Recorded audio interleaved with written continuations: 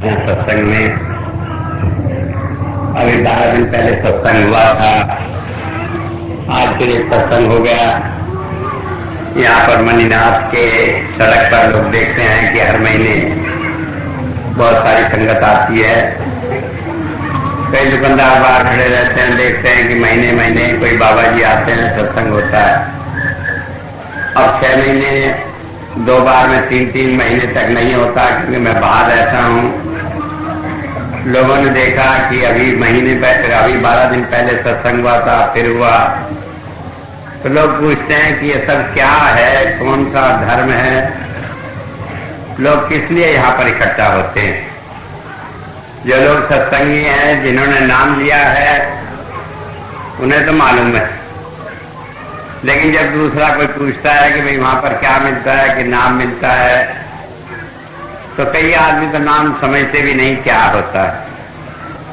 और कई आदमी क्या, जिन पर मालिक की दया नहीं होती, वो कोई भी नहीं समझता कि नाम क्या होता है।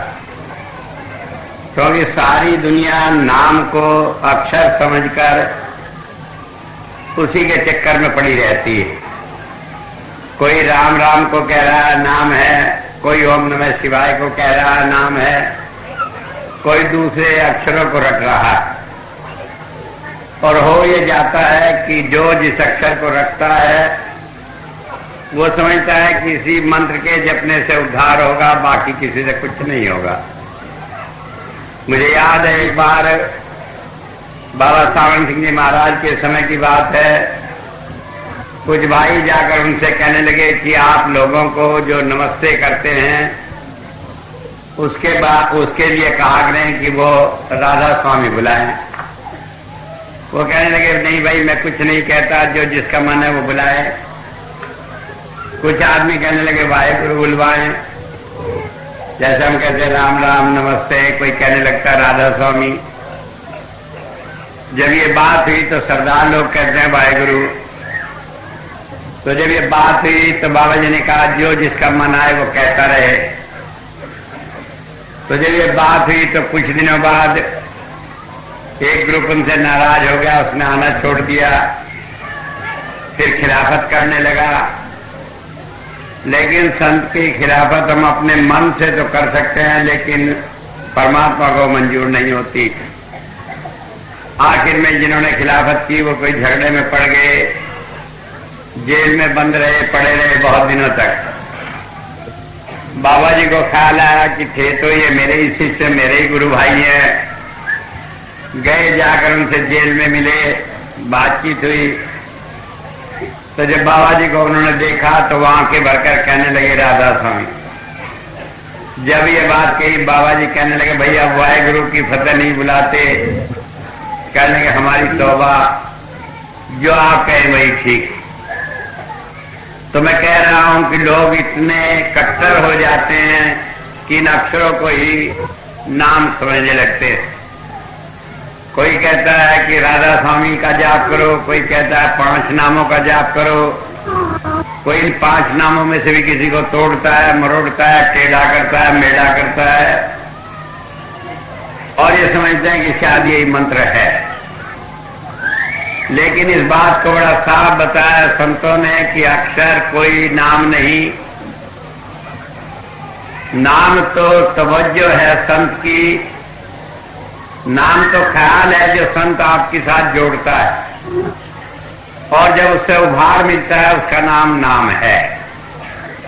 वास्तव में नाम तो परमात्मा के स्वरूप को कहते हैं, और जब संत अपनी तवज्जो जीव को देता है तो उस परमात्मा के स्वरूप को रेडिएट करता है, उसे अपने तक से सिख के पास पहुंचाता है, तो वो नाम है। और वो नाम किस रूप में दिखाई देता है? ज्योति के रूप में, नाद के रूप में, सोम के रूप में, संत के रूप में। जिस तरह वो दया कर दे उस तरह वो हमें दिखाई देता है। और चाहे वो दिखाई किसी भी रूप में दो, उसका एक उद्देश्य होता है कि वो हमारे अंदर परमात्मा के प्यार को पैदा करता है, परमात्मा की लगन लगाता है, हमें ईश्वरोन्मुख करता है, परमात्मा के साथ जोड़ता है। इसीलिए कहा सत्संग उठे जानिए जिसे एक को नाम वखानिए, कि जहां केवल परमात्मा की चर्चा हो वो सत्संग है। अगर परमात्मा को छोड़कर हम किसी दूसरे की चर्चा करते हैं तो माफ करना वो सत्संग नहीं। इसीलिए संत मत में कहीं गुरु की पूजा नहीं बतलाई जाती। संत मत में कोई नहीं कहता कि संत कृपाल सिंह जी महाराज की पूजा करो।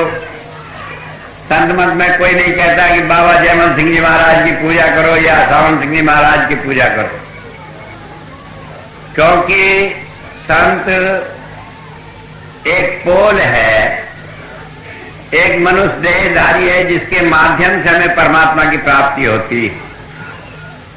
अगर कोई आदमी अपने जीवन में इस शरीर से जुड़ जाए संत के, और वास्तव में जो धारा उसके अंदर काम कर रही है उसके साथ नहीं जुड़ता, तब भी वो भटक जाता है संसार में। क्योंकि सबको शरीर छोड़ना पड़ता है, संत को भी छोड़ना पड़ता है। और जब शरीर छोड़ता है संत, तो ऐसे जीव जिन्हें समझ नहीं होती, जो केवल बाहरी रूप से जुड़े हैं, वो रोते हैं, पीटते हैं, चिल्लाते हैं और कहते हैं हमारा तो गुरु रहा नहीं, हम क्या करें अब। मुझे याद है एक बार मैं रुड़की यूनिवर्सिटी में था, तो मुझे एक डॉक्टर पनेसर हैं रुड़की यूनिवर्सिटी में, कहने लगे कि हमारे यहाँ एक प्रोफेसर हैं, बड़े अभ्यासी हैं, लेकिन आजकल बड़े बीमार हैं, उन्हें हार्ट की बीमारी हो गई, कि स्वामी जी आप चले जरा उन्हें दर्शन दें। मैं कहा सत्संगी है, भजन करने वाला था, हार्ट की बीमारी कैसे हो गई? कहने लगा अचानक ही हो गई। और मैंने कहा चेक कराया? कि चेक कराया, उसमें कुछ आता नहीं। ईसीजी कराई, उसमें कोई पता नहीं लगता। मैं गया, professor doctor A K. Gopal Krishnan थे रुड़की यूनिवर्सिटी में, मैं उनसे मिला। मैंने कहा क्या बात है? उन्होंने सुनाया कि पहले वो भजन पे बैठते थे, अंतर बड़ा अच्छा अनुभव होता था। अब जब बैठते हैं तो ऐसा होता है जैसे हार्ट अटैक हो गया, दिल घबराने लगता है, पसीना पसीना हो जाता है और ऐसा लगता है जैसे जान निकल जाएगी। तो मैं समझ गया बात को। मैंने कहा भजन पर बैठिए। कहने लगे स्वामी जी भजन पर बैठते तो डर लगता है। मैंने कहा नहीं, मैं जिम्मेदार हूं। वो बैठे, अंतर में रोशनी आई, उनके गुरु का स्वरूप आया और बाद में उन्होंने बताया कि उनके गुरु ने कहा कि अब स्वामी जी से ही आप आगे का रास्ता लें। जब 1 घंटे बाद मैंने उन्हें उठाया, मैंने कहा कोई दिक्कत? कहने लगे आज तो कोई दिक्कत नहीं हुई। मैंने कहा जो दिक्कत थी उसका भी समाधान हो गया, क्योंकि आपको हार्ट अटैक नहीं होता था, बल्कि जो लगन आपके अंदर लगी हुई थी, अंतर का रास्ता न मिलने से उसमें कठिनाई आ जाती थी। तो मैं बतला रहा हूं कि अगर हम बाहरी शरीर से जुड़ जाते हैं गुरु के, तो इस तरह की कठिनाइयां आने लगती हैं जब वो शरीर छोड़ जाता है, जब वो हमारी आंखों के सामने नहीं होता। और ऐसे भी लोग कहते हैं स्वामी जी आप तो विदेश चले जाएंगे, हमारा क्या बनेगा? लेकिन ये ध्यान रखें कि गुरु शरीर नहीं है। गुरु तो वो ताकत है जो शरीर के अंदर काम कर रही है, और उस शरीर के अंदर वो इसलिए काम करती है कि हमें पहचान हो जाए, हम उस जगह जाकर दीक्षा ले लें। बाकी जो भी काम करता है वो है शरीरी गुरु। वो ताकत हमेशा हमारे अंग संग रहकर काम करती है। हुजूर संत कृपाल सिंह जी महाराज ने इसी बात को कहकर समझाया कि जब गुरु नाम देता है तो सिख के अंतर हो बैठता है, और उसे जब तक नहीं छोड़ता जब तक सचखंड नहीं पहुंचा देता। मान लीजिए मेरा गुरु मेरे अंतर बैठा है, तो क्या फर्क पड़ता है कृपाल सिंह जी महाराज विदेश चले गए या देश में रहे? जो मेरे अंदर बैठा है वो तो मेरे अंदर है, और जब भी मैं अपने अंदर जाने की कोशिश करूंगा वो मुझे मिलेगा, मेरा मार्गदर्शन करेगा। इसीलिए हम बैठते हैं, देखते हैं हजारों आदमी अलग अलग जगह पर भजन करते हैं, रहते हैं, और गुरु अनेक रूपों में आकर उनकी संभाल करता है। तो समझिए लेने की बात है कि आज जिससे हम जुड़े हैं वो शरीर रूप नहीं है, बल्कि वो ताकत है जो उसके अंदर काम कर रही है। तो मैं बता रहा था कि संत मत किसी गुरु की पूजा नहीं बताता, बल्कि हमें परमात्मा से जोड़ता है। कहते तो सब धर्म यही है कि वो परमात्मा से जोड़ता है, लेकिन फर्क है वो परमात्मा की बात करते हैं, उसे जानते नहीं। संत परमात्मा की बात करता है, उसे हमें दिखाता है, मिलाता है और हमारी सारी शंकाओं का निवारण करके हमें संसार के भवसागर से पार करके ले जाता है। इस तरह हम देखते हैं कि संत हमें धर्म के रास्ते में बड़ा सीधा रास्ता दिखाता है। जब संत आता है सीधा रास्ता दिखाता है, जब वो चला जाता है हम फिर भटक जाते हैं। और भटक इसलिए जाते हैं कि अपने अंतर में जो चीज हमें प्राप्त थी संत के रहने से, उसके चले जाने से वो मिलती नहीं तो बेचैनी होती है। जिन्हें मिली और अब नहीं मिलती उन्हें बेचैनी होती है। जिन्हें नहीं मिली उन्होंने पढ़ा, किसी को मिला तो बेचैन होते हैं कि हमें भी मिल जाए। और कोई सक्षम गुरु न मिलने के कारण वो इस संसार में भटक जाते हैं और इस तरह से रोड ढोंग ढकोसले में पड़ते भी आदमी धर्म से अधर्म की ओर चले जाते हैं। बाहरी कर्म कांड करने लगते हैं, पहले किताबें पढ़ते हैं, उनसे रास्ता नहीं मिलता, फिर बाहर प्रतीक बनाकर मूर्ति बनाकर पूजने लगते हैं, फिर और दूसरे कर्म कांड करने लगते हैं, फिर लोग उन्हें ऐसे झमेलों में फंसा लेते हैं और सारी बातों का एक नतीजा निकलता है कि जिसका गुरु अंधा है, जिसके गुरु को खुद रास्ता नहीं मालूम, वो दूसरे को रास्ता दिखाएगा क्या, वहीं हम भटक जाते हैं। तो संत जब आते हैं वो हमें इन सारे झंझटों से निकालकर सीधा अंतर का रास्ता बताते हैं। वो नहीं कहते कि मुझे तुम गुरु मान लो, वो कहते हैं अपने अंतर में जाओ, देखो जो देखो, तब फिर पहचानो, तब बात कहो। मुझे याद है एक बार एक सरदार भाई थे, जाकर महाराज जी से कहने लगे आप तो भगवान हैं। कहने लगे भाई तुम्हें कैसे मालूम? कहने के सब लोग कहते हैं। कहने के सब लोग कहते हैं, इससे तुम्हें कैसे यकीन आ गया? तुम्हारा अपना भी कोई अनुभव है? कहने के मेरा तो कोई अनुभव नहीं। तो जब तक हमारा अपना अनुभव न हो तब तक दूसरों की बात पर मत जाओ। और संत कहता है कि हमारा अनुभव ही काम आएगा, क्योंकि अगर हमने अपने अंतर में अपने गुरु को प्रकट नहीं किया तो हम भटक जाते हैं, कोई रास्ता मिलता नहीं। तो इसलिए धर्म में हमेशा से एक ही धर्म की बात कही गई है। लोग समझते नहीं, कोई कहते हैं कि वेदों में सच्चाई बयान की है, कोई कहता है कुरान शरीफ में सच्चाई बयान की है। कुरान शरीफ में भी सच्चाई नहीं, वेदों में भी सच्चाई नहीं। सच्चाई तो हमारे अनुभव में, जब हम उस अनुभव को कर लेते हैं तो हमें वेद जो ये रास्ता देते हैं। वेद में एक मंत्र आया है जिसमें कहा है कि जो लोग अज्ञान में है वो अंधकार में। समझने की कोशिश करें कि जो लोग अज्ञान में है वो अंधकार में, और जो ज्ञान में रत है वो महाअंधकार में चले गए। जो बेपढ़े लिखे हैं वो तो बेपढ़े लिखे हैं ही, लेकिन जो पढ़े लिखे हैं उनका तो खुदा ही मालिक है, उनका तो निकलने का भी रास्ता कोई नहीं रहता। कारण क्या है कि वो बुद्धि के विवाद में इतना खो जाते हैं कि वो असलियत को पहचानने की कोशिश नहीं करते, हर चीज को तर्क पर डालने की कोशिश करते हैं और इसका नतीजा निकलता है कि कोई चीज मिलती नहीं। मुझे याद है एक बार एक मेरे बहुत अच्छे शिष्य थे, उनकी पत्नी बड़ी पढ़ी लिखी थी। एक दिन मैं शाम को सत्संग के बाद उनके यहाँ ठहरा तो उनकी पत्नी कहने लगी ये मेरे पति जो हैं ये तो आपके अंधविश्वासी भक्त हैं, लेकिन आज तो मैं आपसे जब तक बहस बंद नहीं करूंगी जब तक मेरी तसल्ली न हो जाए। और बहस करती रही, रात के 1 बज गए। आखिर में कहने लगा तुम बदलाओ, तुम्हारी तसल्ली कैसे होगी? कहने लगे मेरी तसल्ली तो जब होगी जब संत कृपाल सिंह जी महाराज के दर्शन हो जाए। मैंने कहा अच्छा जाओ, हो जाएंगे, जाओगी सोओगी तो उससे पहले भजन पर बैठना। कहने लगे भजन पर नहीं बैठूंगी। हमने कहा दर्शन कैसे होंगे? कहने लगे तो आप जाने कैसे होंगे। हमने कहा अच्छा भजन पर मत बैठना, जब सोओगी तो लेट कर 5 मिनट जाप कर लेना। कहने लगे ये तो कर लूंगी। अब वो गई, जाकर अपना सोई। सुबह उठकर हम लोग आए, ड्राइंग रूम में बैठे तो अपने पति से कहने लगी कि स्वामी जी है बड़े खराब आदमी। कहने लगे क्या कि मैं तो रात कही थी स्वामी जी कटार सिंह के दर्शन हो जाए, वो दर्शन ही नहीं हुए, वो बात भी कर गए, और जो मेरे मन में बहुत दिनों से बात लगी हुई थी जिसे मैं पूछना चाहती थी स्वामी जी से, इन्होंने कभी हिम्मत नहीं पड़ी मुझे पूछने की, उसका भी जवाब देंगे।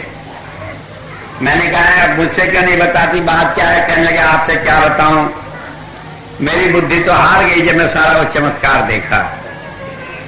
तो होता यह है कि किताबों से बुद्धि से ये बातें समझ में नहीं आती। माफ करना, ये किताबें भी आपको रास्ता नहीं दिखा सकती, क्योंकि वेद के एक मंत्र के लोगों ने हजार हजार तरह से अर्थ किए और एक से एक उलझाने वाला मंत्र का अर्थ किया है। केवल वो सुलझा सकता है जिसे अपना अनुभव हो। एक मंत्र आता है वेद में, आपो हिस्सा मयो भुवत्सा, तो मंत्र है आपो का अर्थ जो संस्कृत पढ़े वो जानते हैं जल होता है, और संस्कृत में जल को बहुवचन करके कहा है। तो इस मंत्र का सब अर्थ लगाते हैं कि जलों को पीने से सुख मिलता है। अब पानी को पीने से क्या सुख मिलता है ये किसी को मालूम नहीं। एक बार मैं एक वेद की व्याख्या पढ़ रहा था किसी ऐसे महापुरुष की जिसे मैं वाकई में मानता हूं विद्वान थे, तो उन्होंने कहा कि कई तरह का जल होता है, एक सुराही में रखा हुआ, एक ताल से लाया हुआ, एक फ्रीज से निकाला हुआ, एक गंगा जल है, एक जमुना जल है, इन सारों से सुख मिलता है। मैंने कहा पानी के पीने से क्या सुख मिलता है? अगर पानी पीने से ही सुख मिल जाए तो रोटी कौन खाए, दूध कौन पिए, घी कौन खाए? सारा सुख तो मिल गया पानी से ही, झंझट ही सारे खत्म हो गए, न दुनिया का कोई काम करो न सुख और कहीं से तलाश करने की जरूरत। तो मैं बैठा था, जब मैंने वेद का अनुवाद शुरू किया तो मैं आचार्य से बुलाकर कहने लगा कि इस मंत्र में कोई गड़बड़ मालूम पड़ती है अर्थ में। मैंने कहा कि देखो आपो का अर्थ और क्या होता है? कहने लगे आपो का अर्थ एक होता है सर्वव्यापक। मैंने कहा अब इसका अर्थ निकल गया कि सर्वव्यापक धारा के प्राप्त करने से सुख मिलता है। और सर्वव्यापक धारा क्या है? वो परमात्मा की धारा है। और मजे की बात है ये मंत्र जो है चारों वेदों में आया। अब चारों वेदों में क्यों आया कि बता दिया कि अंतर में वो धारा प्राप्त करें तो उससे सुख मिलता है। और फिर वो सुख का क्या तरीका है, तो उपासना में किस तरह वो सुख मिलता है ये आगे बताया है। न ऊर्जे दधातने, कि वो हमारे अंतर में आत्मा को बल देता है। ये साधना की बात है, इसलिए ये सामवेद में आया। मैं रणाए चक्ष से कि हमारे जीवन संग्राम में द्विधाओं में वो हमें बल देता है। ये अथर्ववेद का विषय है कि संसार में जब भी हम मुसीबत में पड़े तो परमात्मा की धारा हमें बल देती, तो हम घबराए नहीं, परमात्मा हमारे साथ है। तो इस तरह से इस वेद मंत्र की बात समझ में आई। तो मैं कह रहा था कि किताबें भी आपको रास्ता नहीं दिखा सकती जब तक आपका अंतर का अनुभव न हो। तो धर्म की समझ हमें केवल अंतर साधना के द्वारा आती है। माफ करना, धर्म ने धर्म स्थानों में है। अगर कोई कहने लगे मंदिर में, मस्जिद में, गुरुद्वारे में या कहीं और धर्म है तो नहीं धर्म है। सच पूछे तो इन धर्म स्थानों में जानकर कभी कभी हमारे मन में और अंधविश्वास आने लगता है। मुझे याद है घटना, एक बार एक शराबी आदमी, अभी चला हो तो शराबी था, उसकी क्या गलती, अपनी शराब की बोतल लेकर जाकर मस्जिद में बैठ कर शराब पीने लगा। तो जब वो शराब पी रहा था, मौलवी साहब आ गए। उन्होंने कहा अरे क्या कुफ्र कर रहा है, यहां पर मस्जिद में बैठकर शराब पीता है तो खुदा का घर है। अब वो शराबी कहने लगा भाई मुझे तो कुछ होश नहीं, ये खुदा का घर है या किसका घर है? मुझे कहीं ऐसी जगह ले जाकर बिठा दो जहां खुदा न हो, मैं वहीं बैठकर शराब पी लूंगा। अब वो मौलवी साहब की जान को बन गई, कहने लगे अब कहां बताएं कि खुदा नहीं है। तो कहने लगे भाई बिठा दो मुझे उठाकर। तो मौलवी साहब चुप। तो एक आदमी उधर से गुजर रहा था, वो कहने लगा रिंद शराब पी जहां चाहे बेखतर, दिल में खुदा नहीं तो कहीं भी खुदा नहीं। तो समझ लेने की बात यह है कि परमात्मा तो सब जगह है, और अगर हमारे अंदर परमात्मा नहीं है तो न मंदिर में है, न मस्जिद में है, न मूर्ति में है, कोई हमें रोक नहीं सकता पाप करने से। अगर हमारे अपने अंदर का परमात्मा जीवित नहीं है, वो हम भूल गए, उसे हमने देखा नहीं। तो इसलिए ये धर्म स्थान हमारे लिए जब भी सिद्ध है जब हम अपने अंदर परमात्मा को देख लें। जब तक हमने अपने अंदर परमात्मा को नहीं देखा, बाहर की मूर्ति चाहे मंदिर में कितनी सुंदर बनाकर रखी गई है, वो हमें पाप करने से नहीं रोक सकती। मस्जिद जो है हमें मुल्ला के सिद्धांतों के कहने से पाप करने से नहीं रोक सकती। गिरजा में जाकर हम और कुफ्र करेंगे और पाप करेंगे, कोई हमें रोक नहीं सकता अगर हमने अपने अंदर के परमात्मा को देखा नहीं। तो पहली बात यह है कि धर्म न धर्म स्थानों में और न धर्म पुस्तकों में। माफ करना, अगर धर्म की समझ किताबें पढ़ने से आ जाती तो बाइबल की आज इतनी प्रतियां छपी हैं कि इतने दुनिया में आदमी नहीं, उनकी 10 गुनी 20 गुनी किताबें छप चुकी हैं, तो कहीं पाप होता ही नहीं। ऐसे ऐसे पादरी हैं जिन्हें बाइबल का एक एक शब्द अक्षर से याद है, लेकिन वो तोते की तरह रखते हैं। जो मुंह से राम राम तो कहता है, उसे राम की समझ नहीं, राम क्या होता है। तो बात ये समझ लेने की है कि धर्म न धर्म पुस्तकों में है और न धर्म स्थानों में। धर्म है कहां? धर्म तो आचरण की वस्तु है। हम अपने जीवन में अगर इस संसार से छूटकर अपने अंदर जो परमात्मा है उसकी ओर बढ़े, उसे प्राप्त करें, उसका दर्शन करें, तब ये धर्म है। सारी दुनिया में परमात्मा का एक ही रूप बताया है कि परमात्मा इस सारी दुनिया का बनाने वाला है, परमात्मा इस सारी दुनिया का पालन करता है, परमात्मा इस सारी दुनिया का श्रृंगार करने वाला है। लेकिन फिर भी हम उस परमात्मा को छोड़कर कहीं मिट्टी के गणेश की पूजा करने लगते हैं, कहीं दीवारों पर लाइनें खींचकर हुई माता की पूजा करने लगते हैं। माफ करना, कहीं जाकर नाग देवता को पूजते हैं, कहीं मील के पत्थर को पूजते हैं। और हिंदुओं की तरह ऐसी बुद्धि भ्रष्ट हो गई, कोई दुनिया में ऐसी चीज छोड़ी नहीं जिसकी पूजा न करते हो, और कोई ऐसा बुरा काम नहीं जो धर्म के नाम पर न करते हैं। अपने बच्चों की बलि दे देते हैं जाकर देवी देवताओं के नाम पर, भांग पीते हैं शंकर जी के नाम पर, शराब पीते हैं भैरव जी के नाम पर। लेकिन ये हमें कभी परमात्मा ने नहीं सिखाया, धर्म ने नहीं सिखाया, बल्कि उन लोगों ने सिखाया जिन्हें धर्म की समझ नहीं। तो ये धर्म की समझ आए कैसे? ये धर्म की समझ हमें जब आती है, अगर कोई अंधा है तो वो किसी आंख वाले को साथ ले ले तो वो रास्ता दिखा सकता है। बाइबल में कहा, blind leads the blind both go to the ditch. अंधा अंधे को रास्ता दिखाएंगे, तो बाइबल में क्या कहा? आप भी कहेगा कि दोनों ही खड्ड में गिरेंगे और कोई रास्ता नहीं। तो अगर कोई प्रभु प्राप्त योगी मिल जाए, वो हमें रास्ता दिखा दे तो हमें परमात्मा की समझ आती।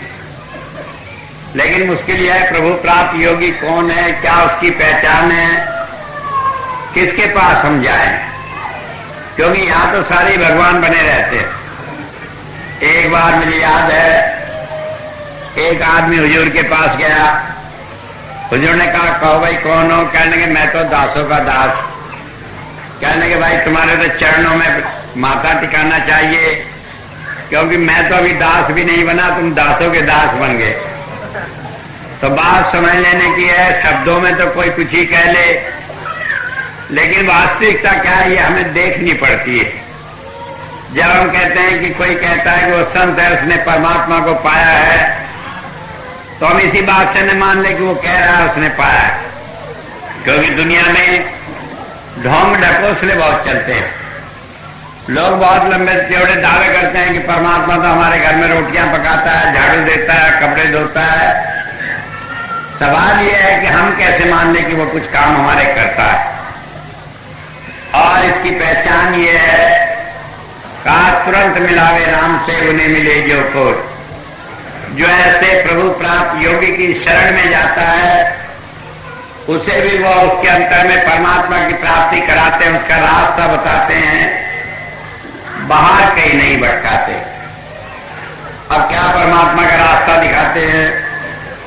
मान लिया संत के पास गए, उसने नाम दिया, बिठाया, अंतर में जरा सी रोशनी आ गई तो संत दावा करते हैं हाँ ठीक हो गया, जाओ तुम भजन करो। लेकिन ऐसे रोशनी आ जाने से क्या होता है? एक बात ये समझ लेने की, रोशनी आ जाने से एक बात होती है, और वो बात ऐसे होती है कि मान लीजिए हमें यहां से दिल्ली को जाना है। दिल्ली को जाएंगे, हम पश्चिम की तरफ को जाएंगे, चौराहे पर खड़े हैं, अगर हम पूरब को मुंह किए हुए खड़े हैं, चल रहे हैं, तो जितना जाएंगे दिल्ली से दूर होते चले जाएंगे। और जब हम मुंह घुमाकर पश्चिम की तरफ को मुंह कर लिए, चाहे एक कदम चले चाहे 2 कदम चले, दिल्ली की तरफ चलेंगे, फासला कम हो जाएगा। तो जब संत बिठाता हमें, तो हमें इस देहाध्यास से ऊपर लाकर, 9 द्वारों से ऊपर लाकर 10वें द्वार में जब ठहरा देता है हमारे ख्याल को, तो ये हमारा मुंह सही दिशा की ओर हो जाता है। उसके बाद चाहे हमें जरा सी रोशनी दिखाई दे या कुछ भी दिखाई दे, लेकिन हमारा मुंह सीधी दिशा में है। जो कदम हम चलेंगे वो फिर आगे हमारी मंजिल को कम करेगा, हमारा हर कदम सही रास्ते पर जाएगा। तो पहली बात है, संत पहले दिन ही बिठाकर कहता है कि भाई ध्यान 10वें द्वार पर, माथे पर जब यहां बिंदिया टीका लगाते हैं यहां रखो और जाप करो। तो इतना ही कर देने से हमें सही रास्ता मिल जाता है।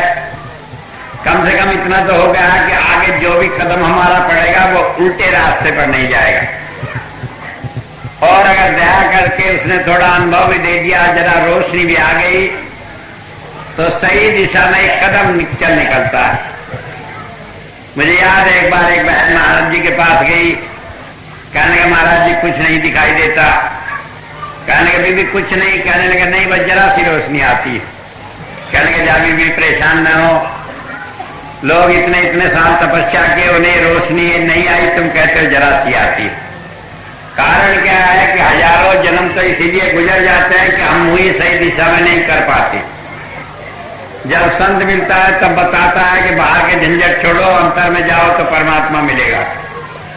और उससे अगर रोशनी आ जाए तो बहुत बड़ी बात है, क्योंकि एक बार जब रोशनी आ जाए तो 4 जन्म से ज्यादा हमें संसार में रहना नहीं पड़ता। और जब तक रोशनी नहीं है, 1000 जन्म का पता नहीं, लाख जन्म का पता नहीं, पता नहीं कितने जन्मों तक आते जाते रहेंगे। तो इसलिए कहा कि एक बहुत बड़ी नियामत है। लेकिन सवाल यह, इस नियामत से हम कैसे अपनी गुजर करें, कैसे संतुष्ट होकर रहें कि हाँ हमें कुछ मिल गया। तो इसके लिए मैं आज आपके सामने रख रहा हूं एक मंत्र वेद से। ये ऋग्वेद का 10वें अध्याय का 85वें सूक्त का 11वां मंत्र है। इस मंत्र में बताया है कि संत में क्या देता है। का द्वे ते चक्रे सूर्य, द्वे कहते हैं 2 रूप होते हैं, और एक वो परमात्मा जो हमारा स्थान है, लक्ष्य है, जिसे हमें प्राप्त करना। तो जब इन रूपों को हम प्राप्त करते हैं, इन्हें अपने अंदर धारण कर लेते हैं, तो ऐसे इसी को कहते हैं मधु छंदा। मधु छंदा उसे कहते हैं जो हमें सोम की धारा पिला सके, सोम को दे सके। तो इस मंत्र का देवता मधु छंदा है और ऋषि मधु छंदा है। और क्या है वेद में? संत को कहा कि उसके 2 रूप होते हैं। ये शरीर है, जैसा हनुमान का शरीर हमारा है, ऐसे ही वो शरीर रखता है। जैसे हम खाते पीते हैं, चलते हैं, उठते हैं, बैठते हैं, सारे काम करते हैं, ऐसे ही वो करता है। माफ करना, संत में हमारे में शरीर के लेवल पर कोई फर्क नहीं होता। जैसे हमें भूख लगती है उसे लगती है, जैसे ठंड लगती है उसे लगती है, बीमार भी होता है, ठीक भी रहता है, इसी तरह जैसे हम होते हैं। और दूसरा उसका रूप है कि परमात्मा उसके अंदर बैठकर काम कर रहा है, वो धारा काम करती है।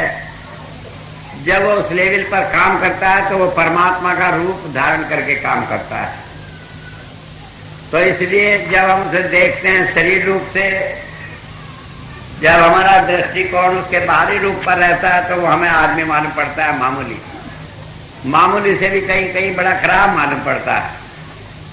क्योंकि मुझे याद है एक बार मैं हरिद्वार में गया, भाई चमनलाल शर्मा थे, वो अपने एक दोस्त पर गए, कहने के हमारे स्वामी जी आ रहे हैं, आप आइए सत्संग में। पहले तो तैयार नहीं हुआ, कहने लगे मेरे तो भाई खुद गुरु है, मैं क्यों किसी के चक्कर में पड़ूं। लेकिन वो आ गए, आकर कहने लगे ये कैसे गुरु जी हैं, और लोग तो अपनी औरतों घर छोड़ आते, ये साथ लिए फिरते। लेकिन बाद में आए मेरे पास, कोई बात ही अंतर का अनुभव हुआ, तो कहने लगे स्वामी जी मैं अपने सोचने की बात का माफी मांगता हूं। मैंने कहा भाई वो तो बुद्धि की बात थी, उसकी माफी क्या, बुद्धि तो हमेशा बाहरी रूप को देखती है, मन और बुद्धि तो दुनिया की चीजों की कल्पना करता है, ये आध्यात्मिक रूप को नहीं देख सकता। तो इसलिए बताया है कि जब हम संत के पास जाते तो उसके बाहरी रूप पर न जाओ। हुजूर कहा करते थे अपने मन में कोई संकल्प करो, जाकर देखो, कोई बात पूरी हो, कोई मालूम पड़े कि वो हमारे अंतर की जानने वाला है, तब जाकर उसे संत मानकर उसके शरणागत होकर कुछ पाओगे। अगर हम खाली बाहरी रूप पर चले गए तो माफ करना, संत भी कोई ऐसा नहीं कि हर एक कोई उसकी परीक्षा ले और वो किसी की परीक्षा न ले। जब हम उसका इम्तिहान लेता वो भी हमारा इम्तिहान लेता। वो देखता है बाहरी रूप में फंसे है तो वो भटका देता, वो उसी रूप में उसे अटका कर कहता है अच्छा भाई तुम इसी में अटके रहो। तो इसलिए वेद कहता है उसके दो रूप हैं। और जब हम आध्यात्मिकता की, भजन की, धर्म की बात करते हैं तो हमें उसके उस आंतरिक रूप पर जाना पड़ेगा, उस आध्यात्मिक शक्तियों की ओर देखना पड़ेगा। तो क्या करता है, उन शक्तियों से कैसे उन्हें देखे, ते चक्रे सूर्य, वो परमात्मा की उन धाराओं को हमें दिखाकर परमात्मा की प्राप्ति कराता है। क्या परमात्मा की प्राप्ति कराता है कि हमारी जो शंकाएं होती है वो मिटाकर जिस तरह हम विश्वास करें उस तरह हमें परमात्मा का विश्वास करा देता है। ये नहीं होता कि वो कहे कि आप अपनी बुद्धि को नहीं मानो, मन को नहीं मानो। वो कहते हैं अपना अनुभव कर लो, फिर मन बुद्धि अपने आप मान जाएगी। मुझे याद है एक बार भाई केंद्र लाल कहने लगे स्वामी जी हमारे दफ्तर में एक आदमी है, वो हमें बड़ा चिढ़ाता है। मैंने कहा क्या चिढ़ाता है? कि वो हमें लाइट साउंड करता रहता है, ज्योतिनाथ ज्योतिनाथ। मैंने कहा क्या कि हम लोग सत्संग करते थे बैठ के थोड़ा इंटरवल में, उसने कभी सुन लिया, वो रोज मजाक करता है। मैंने कहा अच्छा भाई देखेंगे। तो इसी तरह एक दिन इन्होंने कहा कि हमारे स्वामी जी आए, कहने के चलो आज तुम्हारे स्वामी जी से भी लाइट साउंड की बात करें। अब वो इनके घर पर ही आ गया, बात हुई तो ऐसी बातों में जिक्र चल पड़ा। कहने लगा क्या मैं भी अंतर में देख सकता हूँ रोशनी? मैंने कहा हाँ देख सकते हो। बैठा एक कमरे में, नाम दिया उसे, और वो कमरे में कोई फोटो वोटो नहीं लगी थी। तो उसे बाबा जी का दर्शन हुआ, लेकिन कहने लगा मैं तो मानता नहीं। मैंने कहा नहीं मानता कोई बात नहीं, घर जाओ रात को बैठना। वो घर में जाके रात को 12 बजे दिखाई दिया तो वहाँ 1 के बजाय दोनों बाबा जी आ गए, संत कृपाल सिंह जी महाराज भी और बाबा सावंत जी महाराज भी। और सुबह ही आकर कहने लगा कि मैं अब कब तक न मानूं, अब मुझे तसल्ली हो गई कि हाँ ये रास्ता सही है। तो बात ये समझ लेने की है कि संत हमें परमात्मा की धाराओं को अनेक रूप में दिखलाकर आखिर में परमात्मा के साथ जोड़ता है। वेद में परमात्मा का सूर्य, सूर्य का मतलब है जहां से प्रकाश मिलता हो। माफ करना, ये जो सूर्य है आसमान में, इससे प्रकाश नहीं मिलता, इसके अंदर भी प्रकाश परमात्मा से आता है। तो परमात्मा ही प्रकाश का स्रोत है। तो वास्तव में वेद में सूर्य परमात्मा कहा है। तो कहा कि संत हमें परमात्मा को प्राप्त कराता है।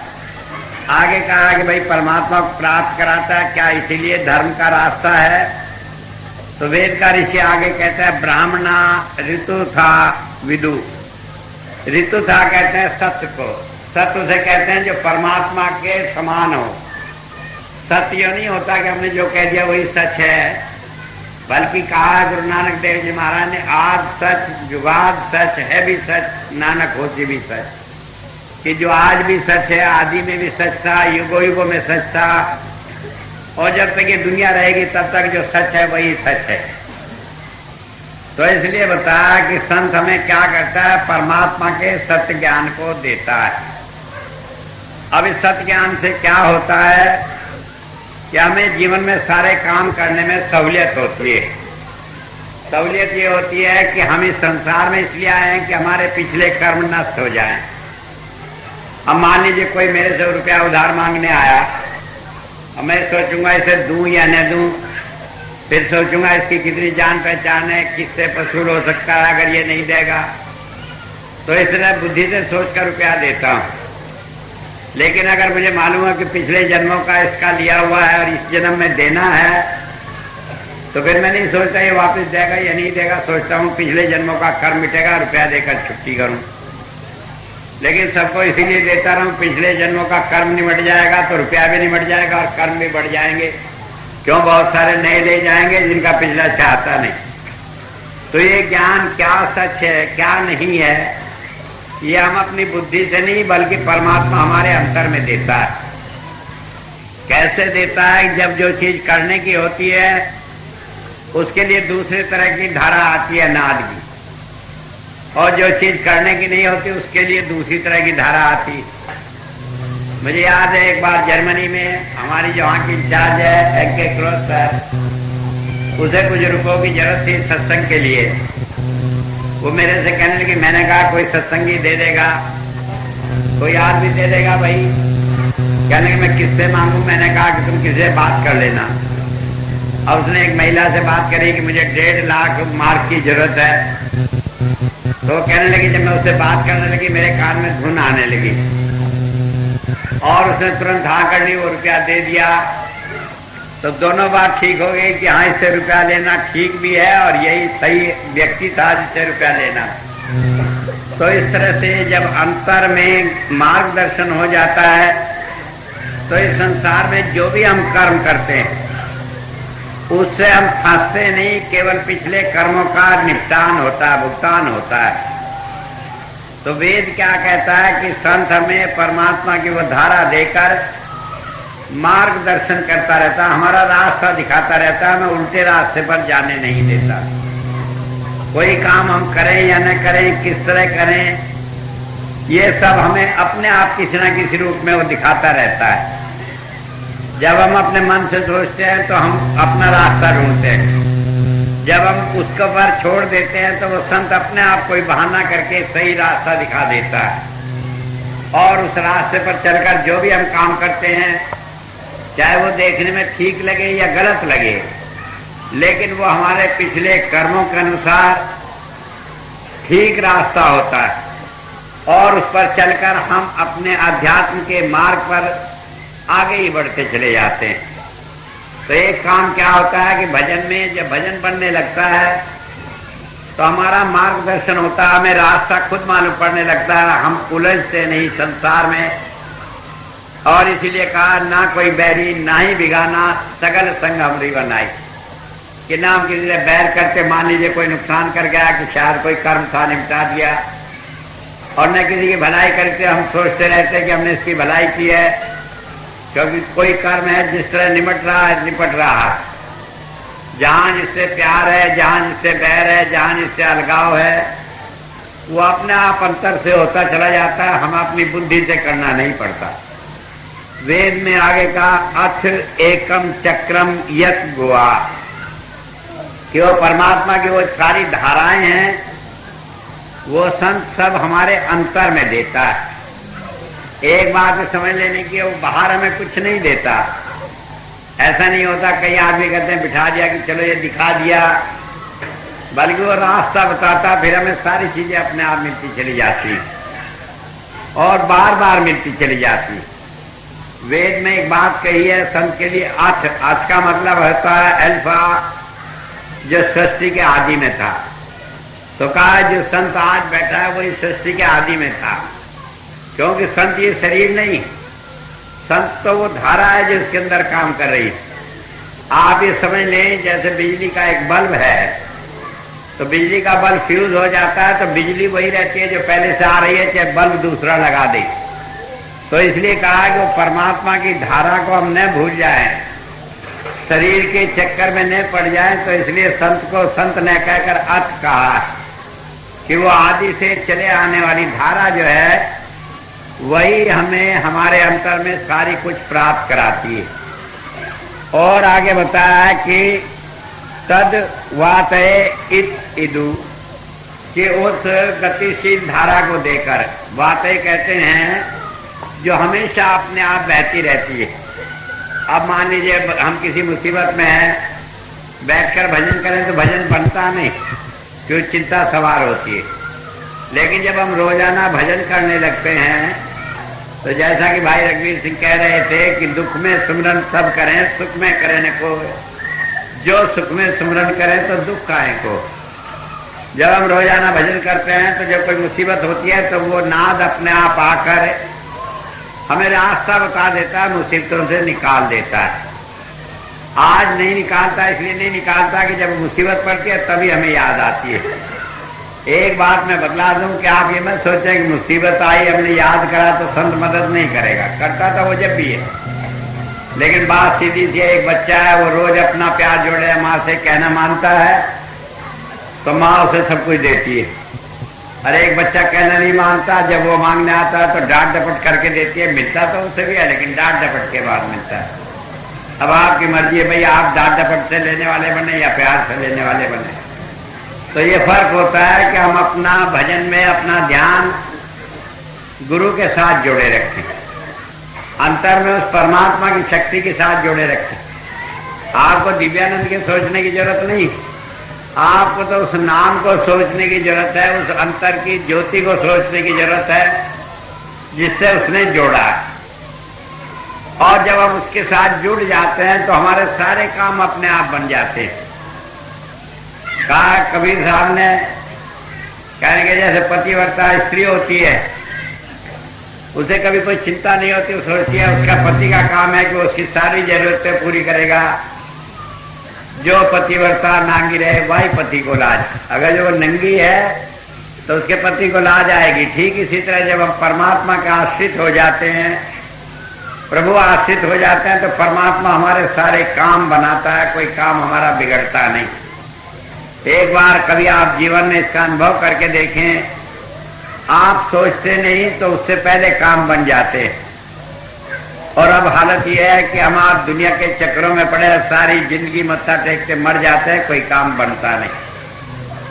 तो इसलिए संत हमें परमात्मा के साथ जोड़कर अंतर के रास्ते पर लगाता है, जिससे हम इस संसार में भटकते न रहे। आपको ये रास्ता मिला है, आप में से अनेकों को अनुभव है अपने जीवन के, क्या ज्योति है, क्या नाद है, कैसे काम बनता है, किस तरह संत मदद करता है। केवल आवश्यकता एक बात की है कि झूठे दिखावे में, छल कपट में, प्रपंच में पड़कर अपने रास्ते से विचलित न हो। बहुत सारे आदमी आएंगे आपको कहने के लिए कि हाथ पे सरसों जमा देंगे, लेकिन अच्छा आप अपने खेत में ही पैदा करते रहे, वही अच्छे हाथ वाली सरसों कभी तेल के लायक नहीं होगी। जो रास्ता है उसी रास्ते पर हम चले, इसी में भलाई है, दुनिया के बहकावे में आए नहीं। परमात्मा आपके अंदर है, रास्ता आपको मिला है, उसी रास्ते पर चलते रहे।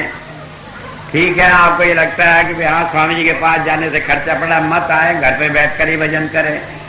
तो ये नहीं कि आप यहाँ नहीं आएंगे तो आपका भजन नहीं बनेगा, तो ये नहीं कि आप आकर सेवा नहीं देंगे तो आपका भजन नहीं बनेगा, तो ये नहीं कि आप महीने के सत्संग में नहीं आए, साल भर में दर्शन नहीं किया तो आपका भजन बिगड़ जाएगा। और अगर आप यहाँ भी आए, सारी चीजें की और ध्यान आपका अंतर में जुड़कर और सारी दुनिया में फैला रहा, तो यहाँ आने का भी आपने ऐसे ही समय बर्बाद कर दिया जैसे मेले ठेले में आकर कर दिया।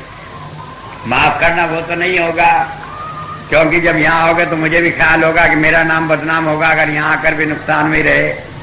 लेकिन फिर भी ये बात ध्यान रखने की है कि चीज हमारे अंतर में है, रास्ता मिला है, हम उसी रास्ते पर इत्मीनान से चलते रहें और आप देखेंगे कि आपको कोई फर्क नहीं पड़ता। कबीर का वो कहना, गुरु बसे बनारसी, सिख सा समुंदर तीर, एक पल कवि ने बिछड़े जो गुण हो शरीर, वो हमारे अंग संग रहता। हमारे महाराज जी से कोई बात कहनी नहीं पड़ी, वो कब सोचकर अपने आप ही सारे काम खुद करते चले जाते। एक घटना मुझे याद है, एक बार मैं घर पर अपने शामली में रहा करता था, रात को बैठता भजन पर 10-11 बजे। एक मुसलमान फकीर मेरे यहाँ आ गया था, कहने लगे दोनों भजन किया करेंगे।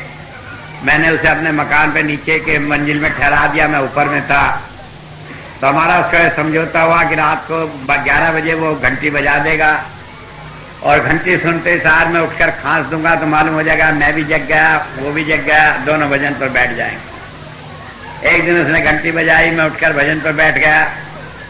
जैसे ही भजन पर बैठा, मेरे भाई की पत्नी जो थी वो आई और आकर वो इधर उधर झांक कर कहने लगी क्या चंदू है, चंदू है। अब मैं बैठा था भजन पर, मैंने सुनी बात उसकी। मैंने कहा क्या बात है? कहने लगे अभी घंटी बजाई थी किसी ने, लड़का मेरा दिल्ली गया था, शायद वो आया हो, मैं उसकी इंतजार कर रही हूँ। अब वो गया था रुपये लेकर दवाई खरीदने, और उन दिनों वहां पर बस लुट जाया करती थी, उसे ये डर था कि कहीं ऐसा ना कोई नुकसान हो जाए रास्ते में। मैंने कहा नहीं, घंटी तो उसने बजाई थी, नीचे आदमी था, मैं उसने भजन पे बैठने के लिए बजाई थी। जब ये बात थी मेरी पत्नी भी उठ गई, कहने लगी क्या बात है? वो कहने लगी चंदू गया था दिल्ली, वो अभी लौट कर नहीं आया, खबर नहीं क्या हुआ क्या नहीं। जब तक मैं भजन पर बैठ गया, मेरी पत्नी कहने लगी आप उसे ढूंढ लाओ।